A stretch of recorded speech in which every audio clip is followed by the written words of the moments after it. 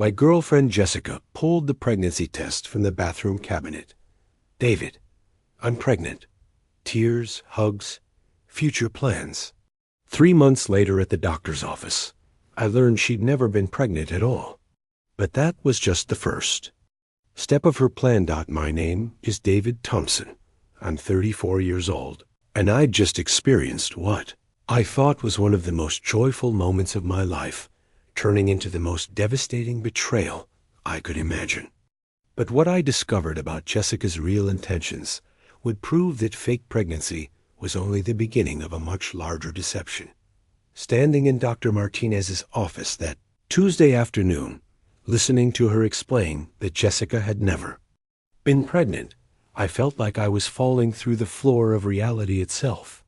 I'm sorry, Mr. Thompson, but there's no indication that Miss Chan has ever been pregnant, Dr. Martinez said, reviewing the test results.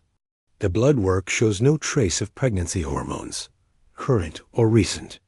I looked at Jessica, who was sitting beside me on the examination table, her face a mask of confusion and concern.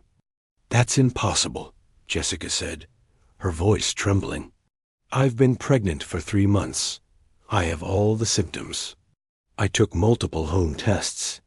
Home pregnancy tests can sometimes give false positives, Dr. Martinez explained gently. That's why we always recommend blood work for confirmation. But I've been having morning sickness, fatigue, all the signs. Psychological pregnancy, or pseudocyesis, can create very real physical symptoms, the doctor continued.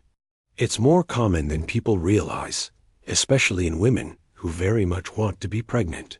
Jessica broke down crying, and I held her, thinking she was devastated by the loss of what we'd both believed was our child.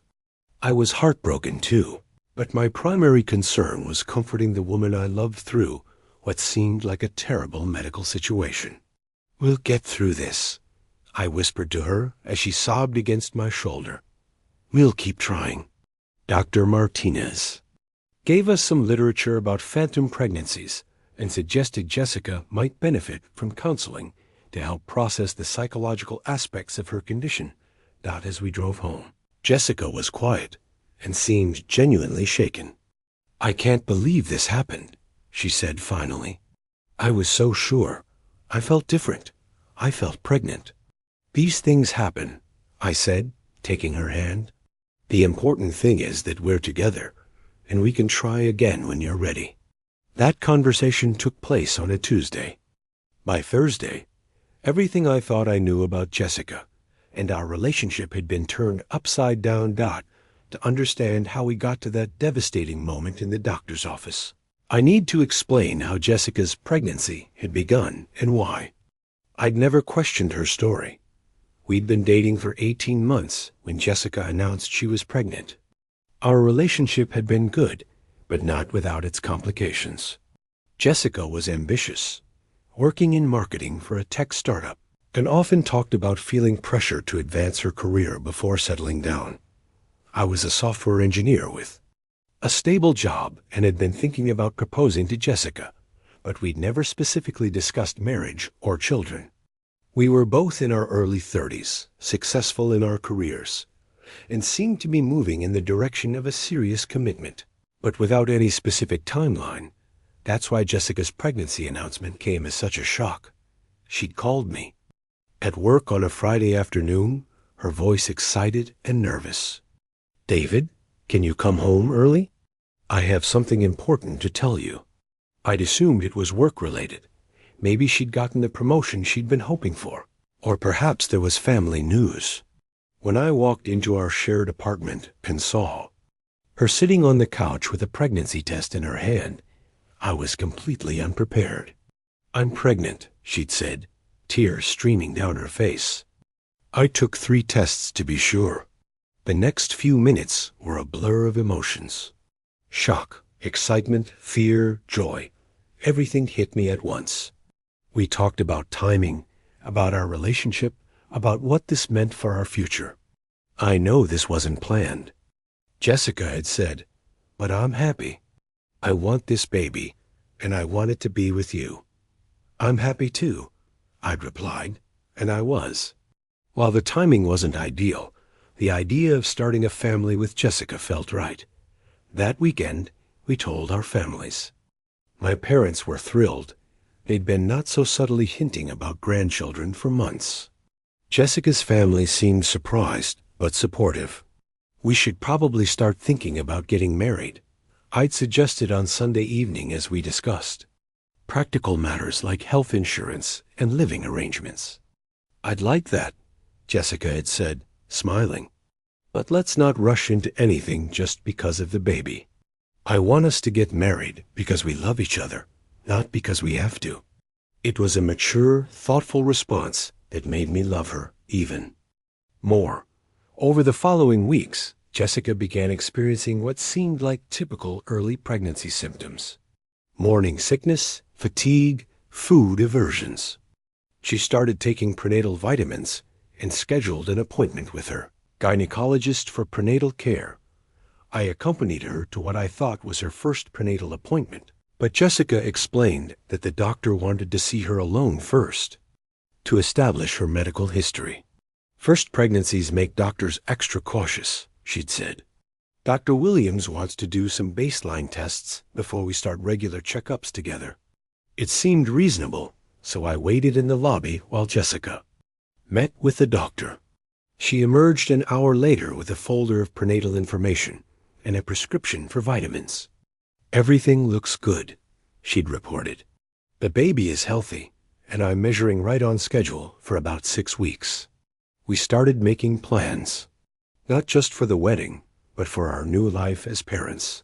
We looked at bigger apartments, discussed daycare options, and began the complicated process of merging our finances and planning for the increased expenses that would come with a child. Jessica seemed to embrace pregnancy completely.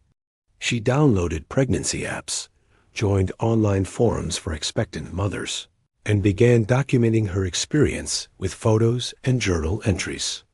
I want to remember every moment of this, she'd said, taking a selfie in front of the bathroom mirror.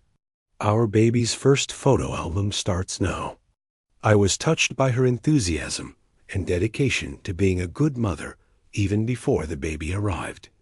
The wedding planning began in earnest when Jessica was about 8 weeks pregnant.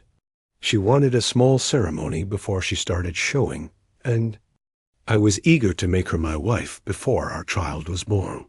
I don't want to be a pregnant bride in a huge wedding dress, she'd explained. Let's keep it simple and focus on starting our family. We set a date for 6 weeks later, a small ceremony with immediate family and close friends. Jessica seemed excited about the wedding, but was clearly focused on the pregnancy as the main event in our lives. That's when I started noticing some inconsistencies that should have made me more suspicious. Jessica claimed to be having severe morning sickness, but I never actually witnessed her being sick. She would emerge from the bathroom looking pale and exhausted, but I never heard vomiting or saw any other physical evidence of nausea. She also seemed to forget details about her doctor's appointments.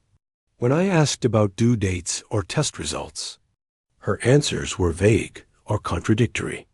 The doctor said everything is progressing normally, she'd say when I asked for specifics.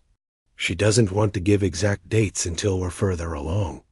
I attributed these inconsistencies to the stress of pregnancy and wedding planning. Jessica was dealing with a lot, and I didn't want to add pressure by questioning her about medical details. The first real warning sign came when my sister, who had 2 children of her own, made an observation that stuck with me. Jessica doesn't really look pregnant, she'd said during a family dinner when Jessica was supposedly 12 weeks along. She's still early, I'd replied. Not everyone shows right away. It's not just that she's not showing. She doesn't have that pregnancy glow, and she's not acting like any pregnant woman I've known. She seems too energetic. I dismissed my sister's concerns as jealousy or misunderstanding, but her comment planted a seed of doubt that began growing over the following weeks. The second warning sign was Jessica's reluctance to let me accompany her to doctor's appointments. I want to come to the next appointment.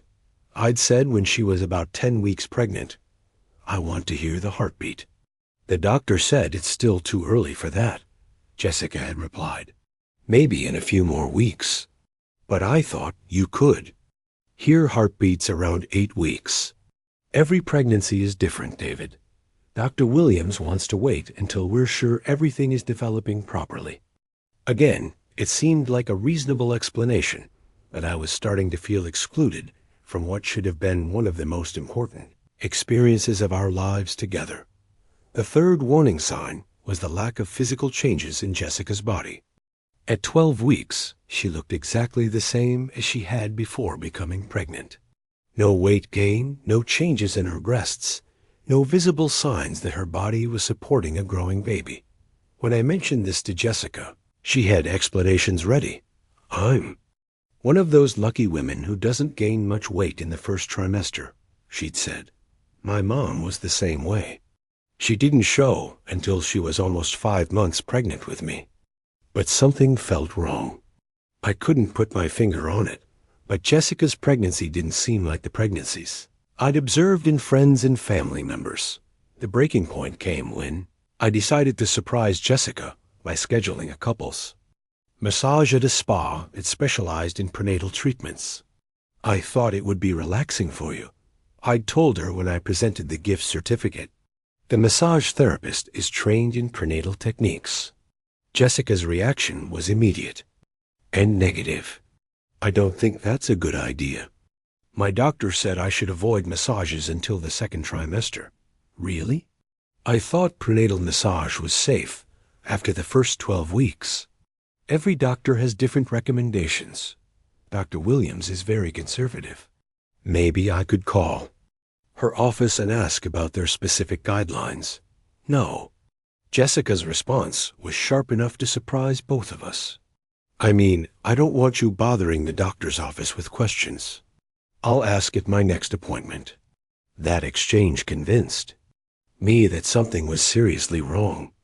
Jessica's defensiveness about her doctor and her medical care was completely out of character for someone who had previously been open about health issues. That night, I made a decision that felt like betraying my girlfriend, but seemed necessary. For my peace of mind, I decided to verify Jessica's pregnancy independently. I called Dr. Williams' office the next morning and asked to speak with someone about Jessica's prenatal care. I'm sorry, but we don't have a patient by that name, the receptionist told me. Jessica Chun. She's been coming there for prenatal appointments. Let me check our records. No, sir. We don't have anyone by that name registered for prenatal care. I hung up feeling like I'd been punched in the stomach. I called 2 other gynecology practices in our area, thinking maybe Jessica had switched doctors without telling me. Neither office had any record of treating Jessica Chun for pregnancy or any other condition. That evening, I confronted Jessica as gently as I could. Jessica, I need to ask you something, and I need you to be completely honest with me. Of course. What's wrong? Are you really pregnant? The question hung in the air between us for what felt like an eternity. Jessica's face went through several expressions: surprise, hurt, confusion, before settling on something that looked like resignation. What kind of question is that? She asked finally. I called Dr. Williams' office. They don't have any record of you as a patient. You called my doctor's office? Jessica's voice was incredulous. David, how could you violate my privacy like that? Because something doesn't feel right about this pregnancy, and I need to understand what's happening.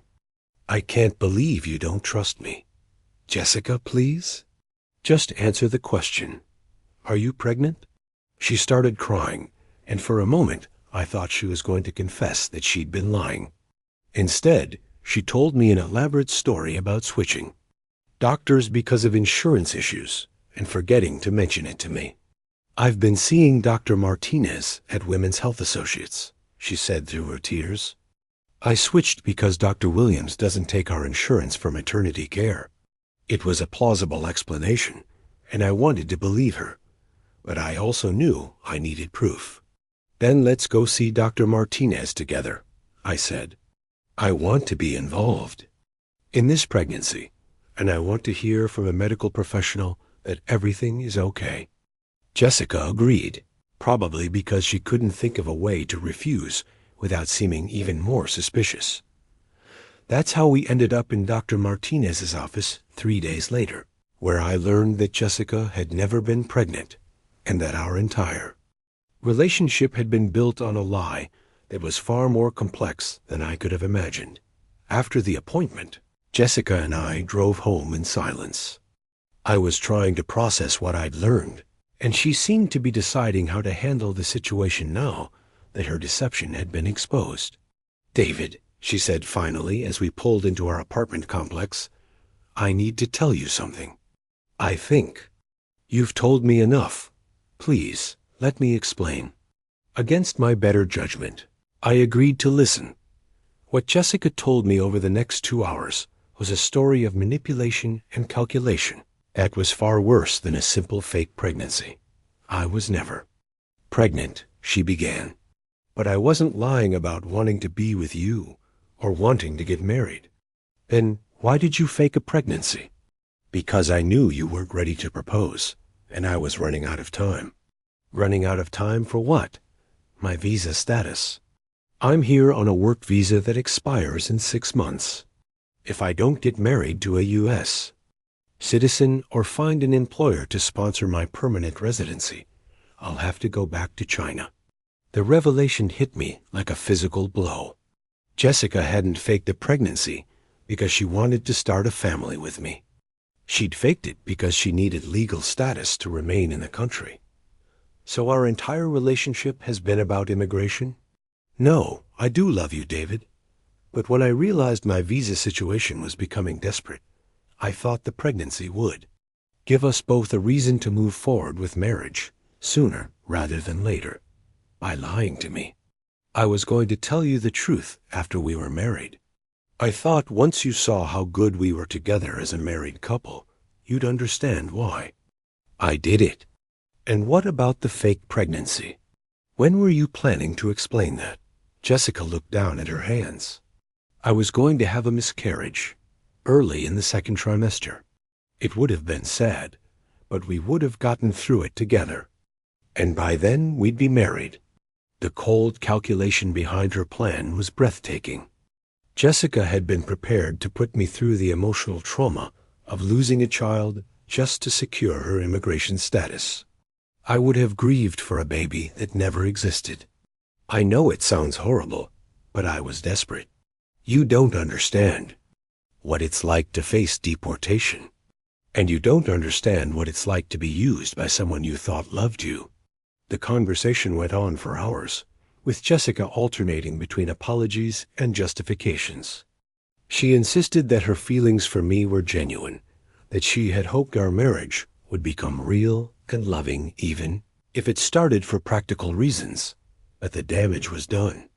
Not just the fake pregnancy, but the revelation that Jessica had been planning our entire future around her immigration needs rather than our relationship. What happens now? She asked as the evening wore on. Now you figure out your visa situation without using me to solve it. David, please, we can still make this work. We don't have to throw away everything we've built together. We haven't built anything together. You've been building a solution to your immigration problem, and I've been building a relationship with someone who doesn't exist.